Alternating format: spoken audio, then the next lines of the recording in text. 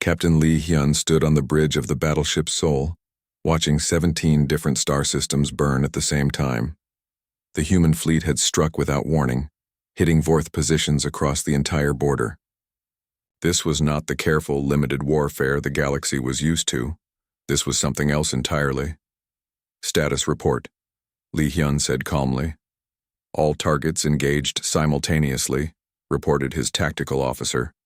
Border defenses at Kepler 417 destroyed. Supply depot at Ross 128 eliminated. Command station at Wolf 359 offline. The view screen showed Vorth ships trying to organize a defense, but they were confused and scattered. They had expected another limited council attack, maybe a strike at one or two systems. Instead, human forces had appeared everywhere at once, attacking everything they could reach. Sir, the communications officer called out. We're receiving surrender request from the garrison at Vorth Station 7. Denied, Lee Hyun said without hesitation. Continue the attack. In the council chambers, light years away, the emergency session was watching the same battle feeds with growing horror. The humans were not following any accepted rules of warfare. They ignored surrender flags, they attacked civilian infrastructure. They showed no mercy. This is madness, Councillor Velthar said, his voice shaking. They're attacking everything. Military bases, supply lines, communication networks, even civilian shipping. High Chancellor Morgeth's crystal body was flashing rapid colors. Confusion, fear, and something else. Something that might have been respect. Their coordination is perfect. How did they plan simultaneous attacks across 17 star systems, General? Kixera studied the tactical displays with professional interest. Human fleet doctrine appears to emphasize overwhelming force concentration. They're not fighting to capture territory. They're fighting to destroy Vorth military capacity entirely. On the view screen, they watched human ships perform tactics that made no sense by council standards. Ships that should have retreated when damaged instead rammed enemy vessels. Commanders who should have negotiated instead demanded unconditional surrender.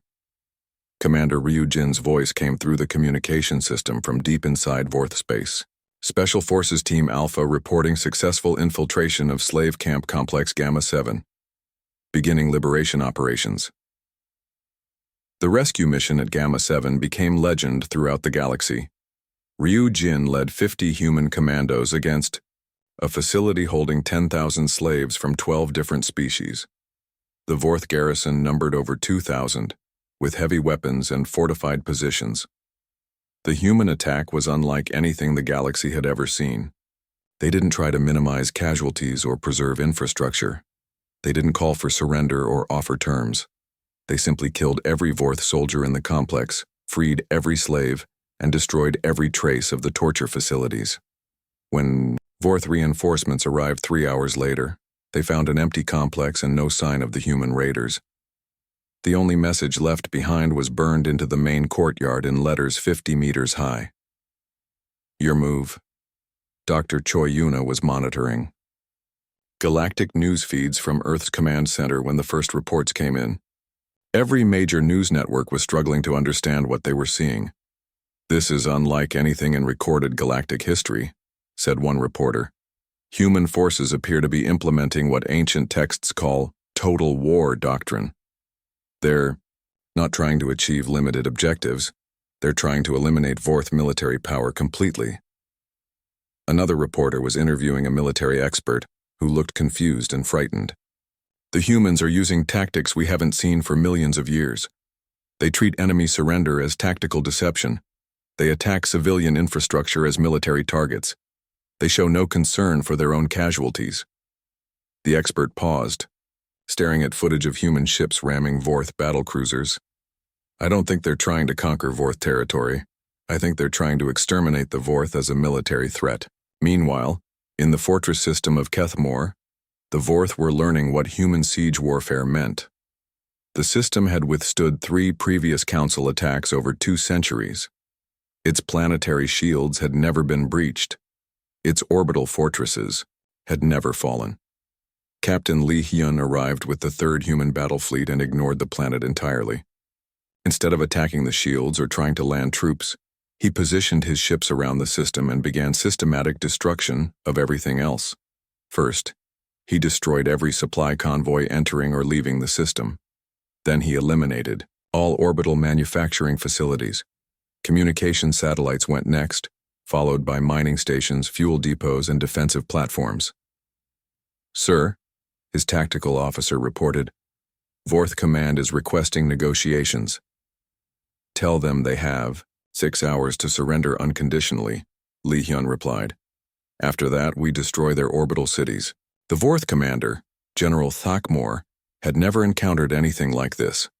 Council forces always tried to minimize civilian casualties. They followed rules of engagement. They negotiated. "This is barbaric," Thakmor broadcast to the human fleet.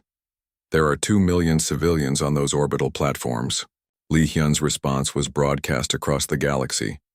"Then you have 6 hours to save them. Surrender completely, or watch them die because of your stubbornness." The psychological impact was devastating.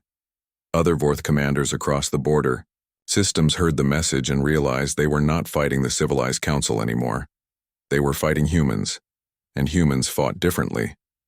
Commander Ryu Jin was leading another rescue operation when he discovered something that changed everything.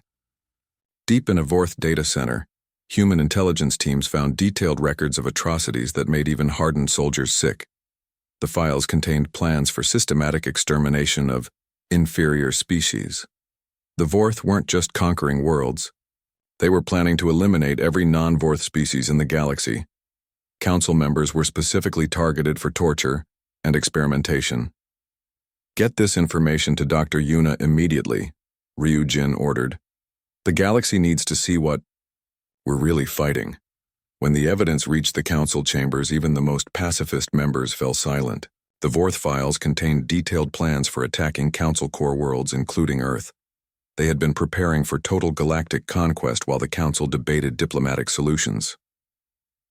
"They were never going to negotiate," Morgeth said, quietly. "All our diplomatic efforts, they were just buying time to build their forces." Velthar stared at the evidence with his yellow eyes wide. The files showed that his own world was scheduled for genetic harvesting. The Vorth planned to use his people as experimental subjects. Admiral Kim Tae appeared on the main view screen from his flagship. Behind him, space was filled with human ships as far as the eye could see. "Council members, you now understand what humanity has been trying to tell you. The Vorth are not a political problem to be solved with diplomacy. They are a disease to be eliminated." "But your methods," protested an ethereal representative. "The destruction you're causing is nothing compared to what they had planned for you," Kim Tae interrupted. "Every world they control was scheduled for cleansing. Every species they conquered was marked for extinction, including yours." The tactical displays showed human progress across the border regions. In 3 months, they had conquered or destroyed 200 Vorth systems. The pace was unprecedented in galactic history. "How are you advancing so quickly?" General Kixara asked. "We don't stop to occupy territory," Kim Tae explained.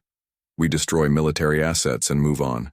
The Vorth keep expecting us to slow down to establish control, but we're not interested in controlling their worlds. We're interested in eliminating their ability to wage war." Captain Li Hyun's siege of Kethmore had become the symbol of human warfare. The fortress world that had never fallen was now completely isolated. No supplies could reach it.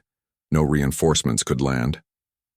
The mighty Vorth garrison was trapped on their own planet, slowly starving. "General Thakmor is requesting terms," his communications officer reported.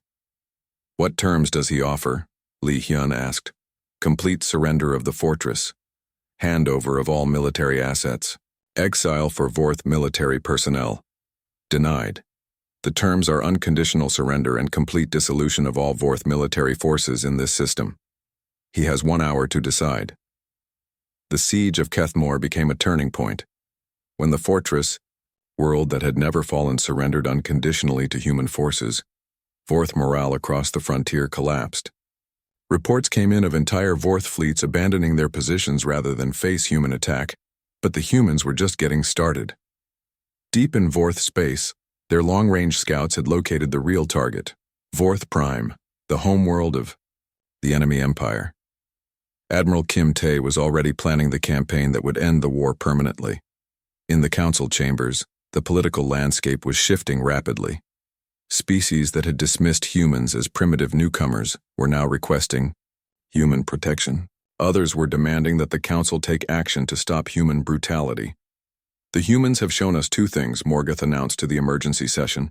First, that the Vor threat was far greater than we understood. Second, that there are still species in the galaxy who remember how to win wars. The council hall was still buzzing with voices when Dr. Choi Yuna walked in. She was small and quiet, the kind of person others might not notice. But when she spoke, even the loudest beings listened. She was Earth's expert on alien cultures and human history. High Chancellor Morgoth was trying to bring order to the chaos. His crystal body flashed angry red colors. This emergency session will address the Human Declaration, he announced. We must discuss how to prevent a disaster. Councillor Velthar stood up, his scales shining under the hall's lights. The humans have lost their minds. They think their tiny fleet can fight the Vorth Empire alone. We must stop them before they get themselves killed and make everything worse. General Kixara clicked her mandibles together. Human military records show maybe 50,000 ships. Old records, but accurate. The Vorth have over 1 million vessels and control 400 star systems. This is not war. This is suicide. Perhaps we should let them try, said a voice from the Meccano Republic. When they fail, they will learn respect for council wisdom. Dr. Choi Yuna stepped forward. May I speak, High Chancellor? Morgoth's color shifted to curious blue. Dr. Choi Yuna, Human Cultural Advisor. Please help us understand your species' thinking. Yuna walked to the center of the hall. She looked tiny, surrounded by beings 3 times her size. Thank you. I want to explain something about humans that might help you understand our decision. She waved her hand, and new images appeared in the air above them. These were not star maps or battle plans. They were pictures from Earth's history. Ancient armies with swords, ships with cannons, planes dropping bombs, soldiers in trenches. In the past 5,000 years of recorded history, humans have fought over 14,000 major wars, Yuna said. Her voice was calm, like she was discussing the weather. We have fought over land, resources, ideas, and gods. We have fought our neighbors, our families, and ourselves. The council members looked at the images with disgust. Many species had moved beyond violence millions of years ago. They thought war was primitive and stupid. Most of you evolved past large-scale conflict long before you reached the stars, Yuna continued. Your species learned cooperation, diplomacy, and peaceful solutions. You see war as failure, as something civilized beings should never choose. Velthar nodded. Exactly. Violence is the tool of the ignorant. But you misunderstand us, Yuna said. We don't see war as failure. We see it as another tool, like diplomacy or trade. Sometimes the right tool for the job. She gestured and the images changed. Now they showed human cities being rebuilt after wars, soldiers helping children, former enemies working together. We have learned to make peace, yes, but we have never forgotten how to make war. While your ancestors developed beyond conflict, ours were perfecting it. Every generation of humans has known violence. Every generation has had to fight for survival. This is barbaric, said an ethereal being. Civilization means moving beyond such primitive instincts. Does it? Yuna asked. When the Vorth attack peaceful worlds, what stops them? Your diplomatic notes? Your trade sanctions? Your limited military responses that barely scratch their fleets? The hall was getting quieter. Some beings were starting to look uncomfortable. The Vorth understand only strength and conquest, Yuna continued. You keep trying to speak to them in languages they don't know. Compromise, negotiation, mercy. These words have no meaning to them. She paused and looked directly at Velthar. But they will understand when we speak to them in the language they do know. Total war, complete victory, absolute defeat. A new voice interrupted from the back of the hall. Dr. Yuna speaks truly. Admiral Kim Tae walked into the hall, and everything changed. Kim Tae was not a big man, but power followed him like shadows follow light. Behind him came human officers in dark uniforms. Their faces were calm, but their eyes held promises of violence. Admiral Kim Tae, Supreme Commander of Human Defense Forces, he said. I bring greetings from Earth and an update on our military capabilities. General Kixara's many eyes focused on him. Admiral, our intelligence shows humans possess approximately 50,000 combat vessels. Impressive for such a young species, but insufficient for your current plans, Kim Tae smiled. Your intelligence is out of date, General. The air above the hall filled with new images. Ship after ship after ship. Massive battlecruisers with guns bigger than most species' entire vessels. Fast destroyers built like flying daggers. Carriers launching clouds of fighter craft. The Human Defense Force currently operates 312,000 combat vessels, Kim Tae said. We have been building quietly for 20 years, anticipating exactly this situation. The numbers hit the council like a physical blow.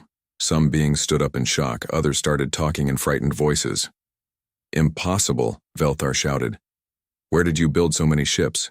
How did our intelligence miss this? You weren't looking for them, Kim Tae replied. Your spy networks focus on diplomatic activities and trade negotiations. You don't expect species to prepare for war because you never do it yourselves. Commander Ryu Jin stepped forward. He was younger than the others, but something about him made even veteran warriors nervous. Human ships are also different from yours, he said. Council vessels are designed for exploration, diplomacy, scientific research. They carry laboratories, meeting rooms, cultural exchange facilities. The images changed to show the inside of human warships. No fancy decorations, no comfortable living spaces, just weapons, armor, engines, and the people who operated them. Our ships have one purpose, Ryujin continued. Destroying enemy forces, as efficiently as possible. Every cubic meter is dedicated to winning battles. Dr. Yuna spoke again. This brings me to another point about human warfare. When council forces fight, they try to minimize casualties, preserve enemy infrastructure, follow rules of engagement that limit destruction. Of course, said Kixara. Civilized warfare has protocols. We fight to achieve objectives, not to cause unnecessary suffering. And that's why you keep losing to the Vorth, Admiral Kim Tae said. They don't follow your rules. They don't care about your protocols. They fight to win, completely and permanently. So do we, Ryujin added. His voice was quiet, but it carried across the whole hall. Human military doctrine is simple. When we fight to end the threat forever. Not to send messages, not to achieve limited objectives. To win so completely that the enemy can never threaten anyone again. The council was starting to understand what they were hearing. These humans weren't talking about the limited conflicts they were used to. They were talking about total war. You cannot mean this, Morgoth said. His crystal body was flashing, between red and purple. You speak of genocide. No, Dr. Yuna said firmly. We speak of ending a genocidal threat. The Vorth have killed billions of innocent people. They enslave entire worlds. They torture children for entertainment. When you negotiate with them, you give them time to kill more. She gestured, and the images changed to show Vorth slave camps. The brutality was beyond what most council members could imagine. Every day you spend in diplomatic discussions, more people die in those camps, Yuna continued. Every proportional response you make tells them they can keep taking worlds because you'll never really fight back. But your methods, said an ethereal being. Total warfare leads to terrible destruction. Yes, it does, Admiral Kim Tae agreed. War is terrible. It destroys things. It kills people. It leaves scars that take generations to heal. But do you know what's more terrible? Letting evil grow stronger while you debate the perfect solution. Commander Ryujin activated a holographic display. Human special forces have been infiltrating Vorth space for 2 years. We've seen their slave camps, their torture facilities, their plans for expanding into council space. They're not going to stop because you ask nicely. The display showed classified intelligence that made several council members look sick. The Vorth weren't just conquering worlds. They were systematically destroying every trace of the cultures they conquered. They have detailed plans for attacking council core worlds, Ryujin continued. They know exactly how you'll respond to each threat level. They're counting on your civilized behavior to give them time to build overwhelming force. This changes nothing, Velthar said, but his voice was weaker now. Your methods are still wrong. Violence only creates more violence. Dr. Yuna looked at him with something like pity. Counselor, your people have lived in peace for so long that you've forgotten a basic truth. Sometimes violence is the only thing that stops greater violence. She paused and looked around the hall at all the worried, frightened faces. You call us primitive because we remember how to fight. But when monsters come for your children, who do you call? The diplomats who want to negotiate, or the warriors who know how to kill monsters? The hall was silent. For the first time in 3 centuries, the Galactic Council had no answer. Admiral Kim Tae checked his wrist display. We've spent enough time explaining ourselves. Our fleets are already moving toward Vorth space. You can either help us or stay out of our way. As the humans left the hall, their footsteps echoed like drums of war. Behind them, the council sat in stunned silence, finally beginning to understand what they had unleashed. The great hall of the Galactic Council floated in space like a giant crystal. Inside, beings from 800 different worlds sat in rows that went up so high they seemed to touch the stars. Ambassador Park Mina looked very small in her human seat. Around her, creatures with 4 arms, scales, and glowing eyes talked in voices that sounded like music or thunder. Park Mina had been Earth's voice in this place for 5 years. Most days she felt like a child trying to speak at an adult meeting. The other species had been traveling between stars for thousands of years. Humans had only learned to leave their solar system 50 years ago. To everyone else here, humans were babies. High Chancellor Morgoth stood at the center of the hall. His body was made of living crystal that changed colors when he spoke. Today the colors were dark red and purple. This meant serious trouble. Fellow beings of the council, Morgoth said, his voice echoing through the hall like broken glass. We face a crisis that threatens all civilized life. The hall became quiet. Even the giant whale-like Cetarians stopped their singing. Captain Lee Hyun sat next to Park Mina. He was Earth's military advisor, but most council members thought humans had no real military to speak of. They were wrong about that. Morgoth waved his crystal hand. The air above them filled with moving pictures. Star maps showed the outer edge of the galaxy where wild space began. Red marks covered hundreds of star systems. The Vorth Collective has taken 400 star systems in the past year, Morgoth continued. They enslave entire worlds, they kill billions, they grow stronger every day. Park Mina had seen these reports before. The Vorth were not like other species. Most beings in the galaxy had learned to live together in peace. The Vorth only understood violence and control. They took worlds like humans once took cities in ancient wars. The pictures changed. Now they showed Vorth ships, black metal things that looked like flying spears. Then came worse images, slave camps, destroyed cities, bodies floating in space. Lee Hyun's hands made fists. Park Mina could feel anger coming off him like heat. Other council members looked sad or worried, but Lee Hyun looked ready to fight. What does the council propose? Asked Councillor Velthar. He was from a lizard race that ruled 1,000 worlds. His yellow eyes showed he thought he already knew the answer. We will send diplomatic messages, said another voice. This came from the ethereal collective, beings made of pure energy. We will offer trade deals. We will show them the benefits of peace. Economic sanctions, suggested the Meccano Republic. Cut off their supply lines, make war too expensive.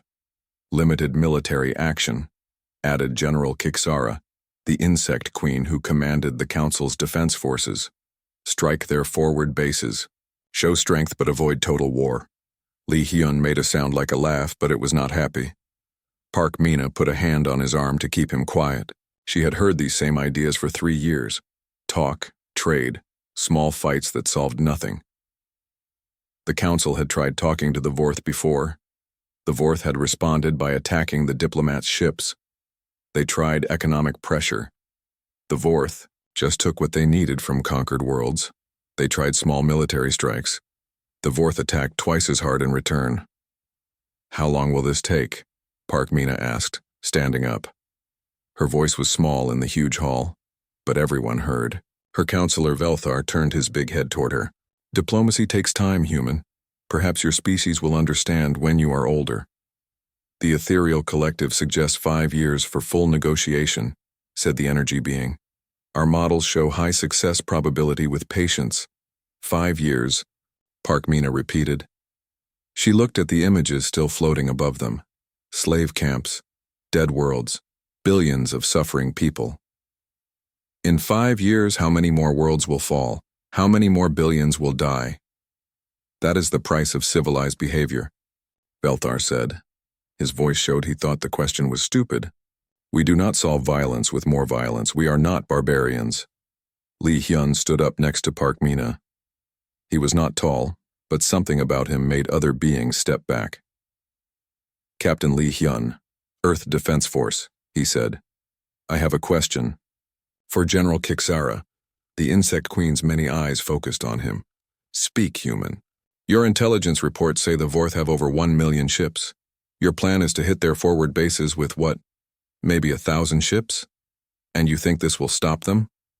"It will send a message," Kixara replied. Her voice sounded like clicking teeth. "Show them we are serious." "They already know you're serious," Li Hyun said. "You've been sending messages for 3 years. They keep taking worlds. Maybe the message you're sending is that you won't really fight." The hall filled with angry voices. Several beings stood up, shouting in languages Park Mina didn't understand, but she understood their tone. They thought Li Hyun was being rude. Morgeth's crystal body flashed bright white, bringing silence. "The human raises valid concerns, but our methods have kept peace for 3 centuries. We cannot abandon diplomacy now." Park Mina looked around. The hall. She saw fear in some faces, anger in others, but mostly she saw beings who had lived in peace for so long they had forgotten how to fight a real war. She thought about Earth, about the cities where she grew up, about the children playing in parks, safe because they didn't know that monsters existed in the dark between stars. Those children would not be safe much longer if the Vorth kept growing stronger. "Ambassador Park Mina requests permission to make a formal statement," she said. Morgeth nodded. The crystal colors in his body shifted to blue and green. Curious colors. Park Mina stood as tall as she could. "The Human Republic has listened to this council's debates for 3 years. We have watched the Vorth take 400 star systems. We have seen the pictures of their slave camps and their dead worlds. We have heard your plans for diplomacy and limited action." She paused. The hall was completely quiet. "Today, the Human Republic formally withdraws from all council military restrictions and defensive pacts. We will handle the Vorth threat ourselves." The silence broke like glass hitting stone. Everyone started talking at once. Voices rose in a dozen languages. Some beings laughed. Others looked shocked. Counselor Velthar's voice cut through the noise. "You cannot be serious. Your tiny species thinks it can defeat an enemy that threatens the entire galaxy." Park Mina looked directly into his yellow eyes. "We're not going to defeat them, Counselor. We're going to destroy them completely." "Impossible," Velthar hissed. "You have what, 50,000 ships? The Vorth have 20 times that number." Li Hyun smiled. It was not a nice smile. "You should update your intelligence files." "This is madness," said the ethereal being. "Humans, your species is young. You don't understand the complexities of galactic warfare." "You're right," Park Mina said. "We don't understand your complexities. We don't understand why you talk to monsters instead of killing them. We don't understand why you let evil grow stronger while you debate the perfect solution." She gestured to the images still floating above them. "But we understand those pictures. We understand that every day you spend talking, more people die, and we understand that sometimes the only way to stop evil is to destroy it completely." Morgoth's crystal body had turned deep red. "Ambassador, please reconsider. Your species cannot handle this alone." "We won't be alone," Parkmina said.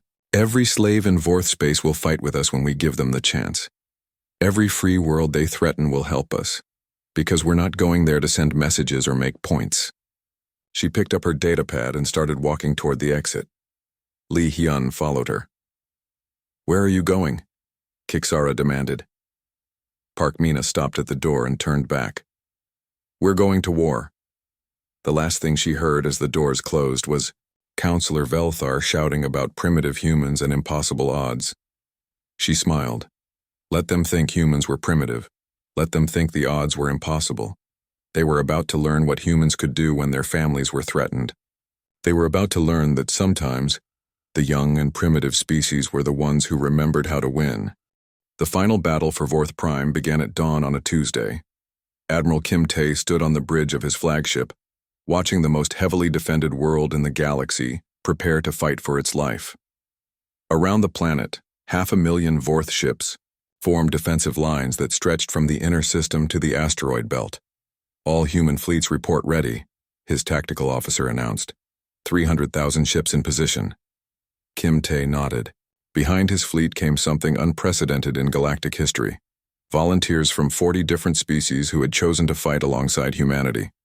Former Vorth slaves flew captured ships. Council species that had never waged war sent their defense fleets. Even peaceful traders had armed their vessels to join the final assault. "Signal to all ships," Kim Tae said. "This ends today." In the council chambers, every being watched the battle feeds in tense silence. High Chancellor Morgoth's crystal body flickered between blue and white. Hope and fear mixed together. This was the largest military engagement in recorded galactic history. "Human forces are advancing on all fronts," General Kixara reported, her voice filled with professional admiration. "Their coordination is perfect. Every ship knows exactly what to do." Ambassador Parkmina watched the tactical displays with quiet intensity. For 6 months she had defended her species' decision to go to war. Now everything would be decided in the next few hours. The battle was unlike anything the galaxy had ever seen. Vorth defenders fought with desperate courage, knowing that defeat meant the end of their empire. But human forces fought with something more powerful than desperation. They fought with absolute certainty that they would win. Captain Li Hyun led the assault on the planet's primary defense station. His battle group smashed through 3 defensive lines, losing ships but never slowing down. When his flagship took critical damage, he transferred to a destroyer and continued the attack. "Sir," his new tactical officer called out, "Vorth Command is broadcasting surrender terms." "What are they offering?" Li Hyun asked, his eyes never leaving the battle display. "Complete withdrawal from all contested systems, reparations for damages, international oversight of remaining Vorth territories." "Denied," Li Hyun said immediately. "The only terms are unconditional surrender and complete dissolution of all Vorth military forces." The Vorth had expected negotiation. Even in defeat, they thought the humans would compromise. They were wrong. Commander Ryu Jin was fighting on the planet's surface, leading the ground assault on Vorth military command centers. His special forces had been preparing for this moment for months, studying every defensive position and planning for every contingency. "Primary command bunker secured," he reported to Admiral Kim Tae. "Enemy commanders captured, military archives under human control." The archives contained the final proof of Vorth intentions, detailed plans for exterminating every non-Vorth species in the galaxy. The genocide would have begun within 2 years if the humans hadn't acted. Dr. Choi Yuna was monitoring communications from the surface when she detected something unexpected. "Admiral," she called out, "we're receiving signals from Vorth civilian populations. They're asking for protection from their own military leaders." It was the final tragedy of the Vorth Empire. The civilians had never supported the war, but their leaders had given them no choice. Now, facing complete defeat, Vorth military commanders were planning to destroy their own cities rather than surrender them intact. All human forces priority override, Kim Tae broadcast to his fleet. Protect civilian areas. Do not let Vorth military commanders destroy their own people. The order shocked even human officers. After months of total warfare, their admiral was trying to save enemy civilians from their own leaders. The battle for Vorth Prime lasted 18 hours. When the last Vorth military installation fell silent, over 300,000 human ships surrounded a world that had never known defeat. Admiral Kim Tae's final message to the Vorth leadership was broadcast across the galaxy. Your military forces are destroyed. Your government is dissolved. Your people are under human protection. The war is over. In the council chambers, the silence was deafening. After centuries of limited conflicts and negotiated settlements, they had witnessed the complete destruction of a galactic empire in less than 7 months. It's finished, Morgoth said quietly. The Vorth Empire no longer exists. Counselor, Felthar stared at the tactical displays showing human fleets in control of Vorth space. What happens now? Will the humans occupy all former Vorth territories? Ambassador Park Mina stood up to address the council for the last time as a representative of a minor species. The human republic has no interest in ruling other worlds. We will establish temporary military governors in former Vorth space to maintain order during the transition to local self-government. And the Vorth people themselves? Asked an ethereal representative. Those who committed war crimes will be tried and punished, Park Mina replied. The rest will be free to rebuild their civilization, under supervision with restrictions on military development, but free. Dr. Yuna stepped forward with the final intelligence reports. Our analysis shows that over 90% of Vorth Abo civilians opposed their government's policies but were terrorized into compliance. They deserve a chance to build something better. The galaxy was struggling to understand what had just happened. A species that most had considered primitive and violent had just demonstrated mercy toward defeated enemies who had shown them none. The human approach to warfare is indeed different, General Kixara observed. You fight with absolute brutality until the enemy surrenders, then show unexpected compassion to the defeated. Commander Ryu Jin answered from Vorth Prime, where he was overseeing the transition to human military government. We fight to win completely, because anything less just prolongs the suffering. But once the enemy is truly defeated, revenge serves no purpose. The political implications of human victory were enormous. Species throughout the galaxy were requesting human protection from regional threats. Others were studying human military techniques and adopting their technologies. Admiral Kim Tae appeared on the main council display, speaking from the former Vorth capital. Behind him, human soldiers were distributing food to hungry civilians and medical supplies to wounded non-combatants. The human protection zone is hereby established in all former Vorth territories, he announced. Any species threatened by aggressive neighbors may request human assistance. Any government that attempts genocide or systematic oppression of its people will face human intervention. You're establishing yourselves as galactic police, Velthar observed. It wasn't entirely an accusation. No, Park Mina corrected. We're establishing ourselves as galactic guardians. The difference is that police maintain order within an existing system. Guardians protect the innocent from those who would destroy them. High Chancellor Morgoth's crystal body shifted to steady gold, the color of acceptance and new understanding. The Council has learned much from this conflict. We have seen the cost of inaction in the face of evil. We have also seen the effectiveness of decisive military action when diplomacy fails. He paused, looking around the great hall at representatives from 800 worlds.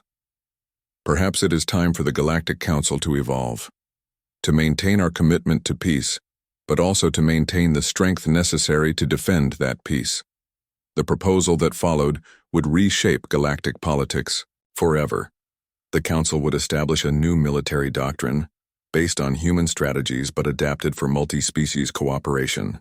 They would build fleets designed for war, not just exploration. Most importantly, they would never again allow diplomatic process to delay necessary action against genuine threats. The human republic will share our military knowledge with any species that requests it, Park Mina announced. But we will not share our weapons with anyone who might use them for conquest rather than defense. As the session continued, reports came in from across the galaxy. Former Vorth slave species were celebrating their freedom. Worlds that had lived in fear of Vorth expansion were sending messages of gratitude. Even traditional enemies of humanity were acknowledging the necessity of human actions. But perhaps the most important message came from the liberated slaves themselves. A transmission from the former camp at Gamma 7, now a thriving refugee center. To the humans who saved us, we understand now why you fight the way you fight. Not for glory or conquest, but because you remember that freedom is worth any price. We will remember your sacrifice. Our children will remember. The galaxy will remember. Ambassador Park Mina looked around the council hall one last time before delivering her final statement as Earth's representative. 6 months ago, you called us primitive because we still knew how to wage war. Today, you're alive because we never forgot how to win one. The galaxy is safer now. Not because we eliminated the Vorth threat, but because we proved that evil actions have consequences. She gathered her documents and prepared to leave. We hope this was the last time such measures were necessary. But, if another threat emerges, remember what you learned today. Sometimes the only way to preserve peace is to be willing to fight for it. The emergency council session had been running for 6 days straight. High Chancellor Morgeth's crystal body flickered between red and purple so quickly it hurt to look at him. Around the Great Hall, representatives from 800 species argued in voices that sounded like storms and earthquakes.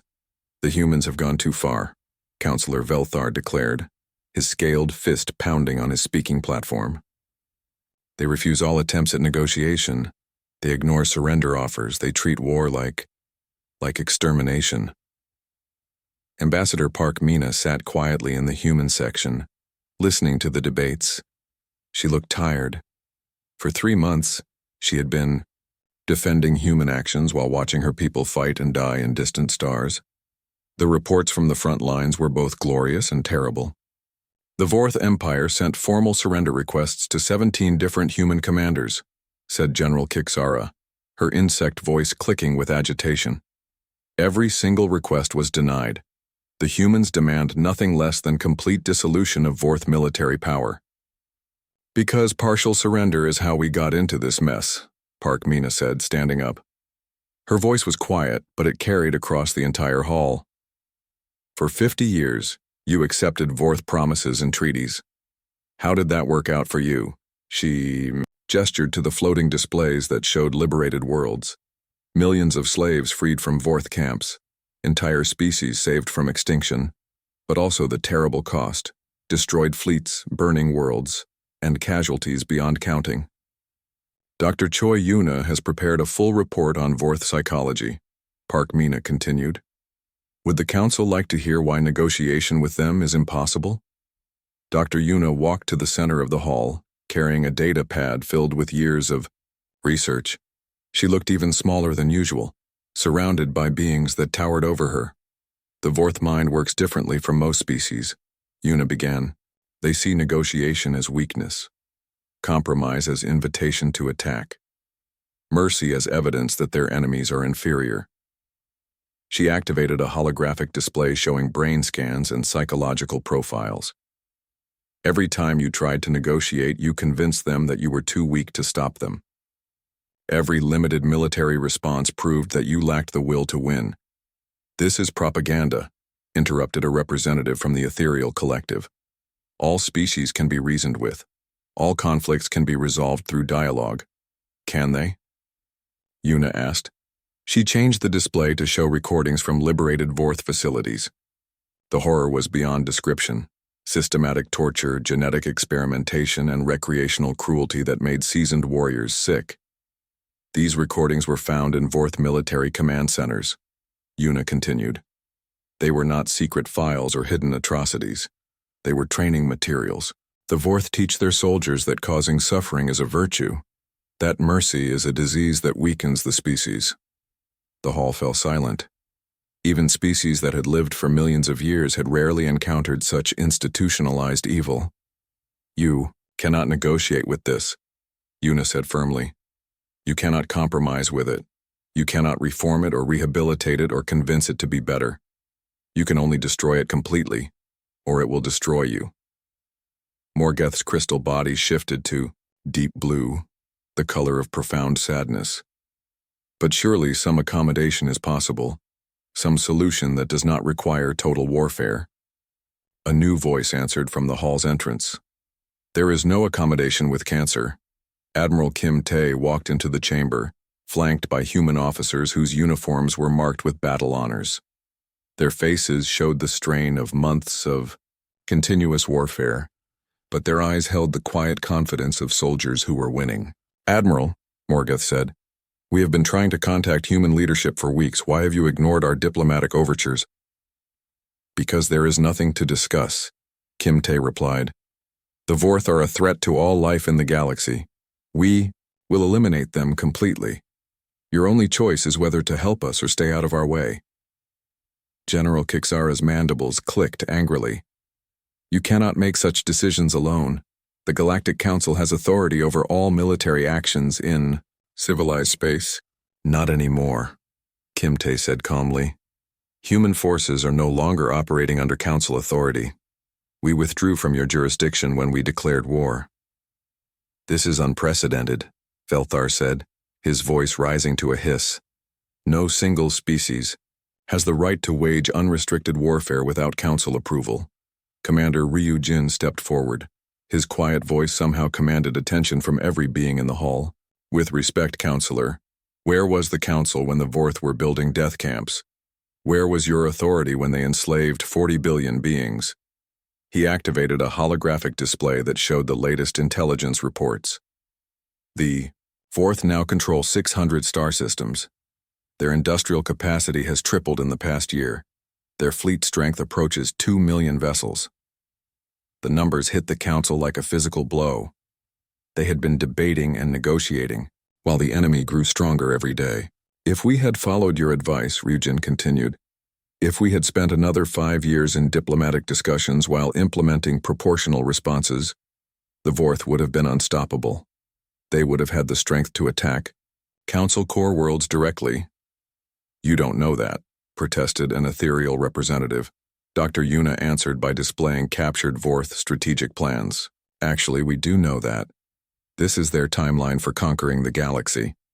Phase 1 was the Outer Rim worlds, completed ahead of schedule. Phase 2 was Council border systems, currently in progress. Phase 3 was the core worlds, including Earth." She paused and looked directly at Velthar. "Phase 4 was systematic elimination of all non-Vorth species. Your world was scheduled for cleansing in 18 months. The truth settled over the hall like a dark cloud. While the Council had been debating diplomatic solutions, the Vorth had been planning genocide on a galactic scale. "This doesn't justify your methods," Velthar said, but his voice was weaker now. "There has to be a better way." "Show me, Admiral," Kim Tae challenged. "Show me a way to stop genocidal maniacs without using overwhelming force. Show me how to negotiate with beings who see mercy as weakness and compromise as invitation to attack." He gestured to the tactical displays that showed current battle zones. "My forces have liberated 300 star systems in 4 months. We have freed over 50 billion slaves. We have prevented the complete extinction of 18 different species." "At what cost?" asked Morgeth. "The destruction has been enormous." "Yes, it has," Kim Tae agreed. "War is destructive, it breaks things, it kills people. But the alternative was letting the Vorth complete their plan for galactic genocide. Which cost would you prefer?" The hall erupted in angry voices. Some species demanded that the Council intervene militarily to stop the humans. Others argued for supporting the human campaign. Still others insisted that negotiation was still possible. Through the chaos, a single clear voice cut through the noise. "The Vorth have used weapons of mass destruction against their own slave populations." Commander Ryu Jin's words brought instant silence to the hall. "Repeat that," Morgeth said quietly. 3 hours ago, as human forces closed in on the 4th stronghold at Sigma Draconis, the Vorth garrison deployed chemical weapons against slave camps on the planet's surface. 12 million beings died in 30 minutes. The images that followed were beyond horror. Entire camps filled with corpses. Children who had died reaching for their parents. The dead included species from across the galaxy, some from worlds represented in this very hall. They chose to murder their own slaves rather than let us free them, Ryujin continued. When faced with defeat, the Vorth preferred genocide to surrender. Velthar stared at the images, his yellow eyes wide with shock. But why? What possible military advantage could that serve? None, Dr. Yuna said quietly. They did it because they could. Because causing death and suffering is what they are. This is what we've been trying to explain to you. The political landscape of the galaxy shifted in that moment. Even the most pacifist species could not defend the deliberate murder of helpless slaves. The moral authority of the human campaign became undeniable. What do you need from us? Morgeth asked quietly. Admiral Kim Tae was surprised by the question. Nothing. We will finish this war with or without council support. That's not what I asked, Morgeth said, his crystal body now glowing steady blue. The council has made mistakes. We ignored a growing threat because we wanted to believe that all problems could be solved peacefully. We were wrong.